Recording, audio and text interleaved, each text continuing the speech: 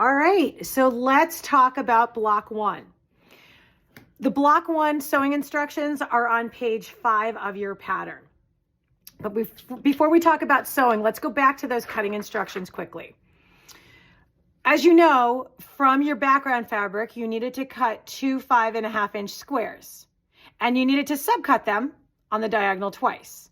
So that gave us 8 really quarter square triangles that we're going to use as our backgrounds for this block.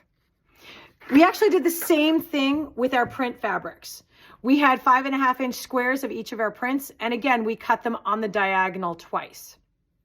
So these are the pieces we're going to be using to assemble the middle of block 1. I want to point out a couple of things here though. So when we're looking at this pattern, or page 5 here, you can disregard the information at the top because we've already done the cutting.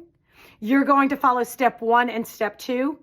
And even Doug's tips down here, you can certainly read them, but again, because of the way we're presenting this block of the month, we have already acknowledged these items. So don't worry about what you're seeing here.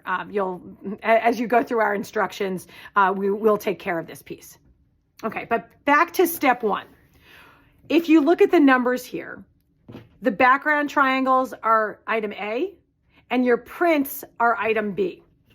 What it's saying here for B though, the thing I want to point out to you is that you only need 2 of each print for this block. The way we cut it, you'll remember we cut them so we had 4 triangles from each print. You're only using 2 in this block, 2 of those triangles.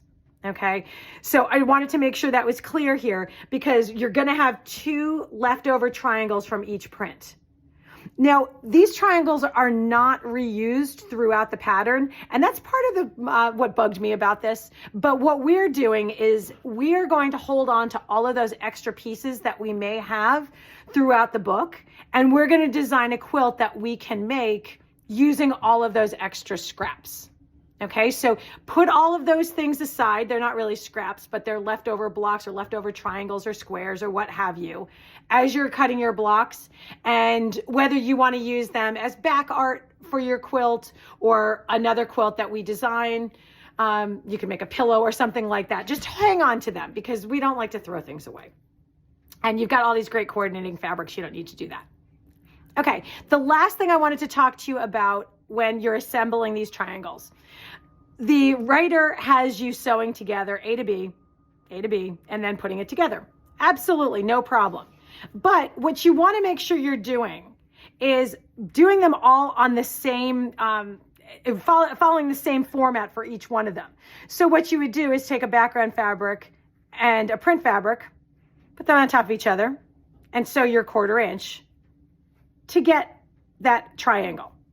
What you want to make sure you don't do though is for the second one here, if you're sewing this one in this direction, you want to make sure you're sewing in the same direction on the next triangle. Because if you sew this way, these two aren't going to go together anymore.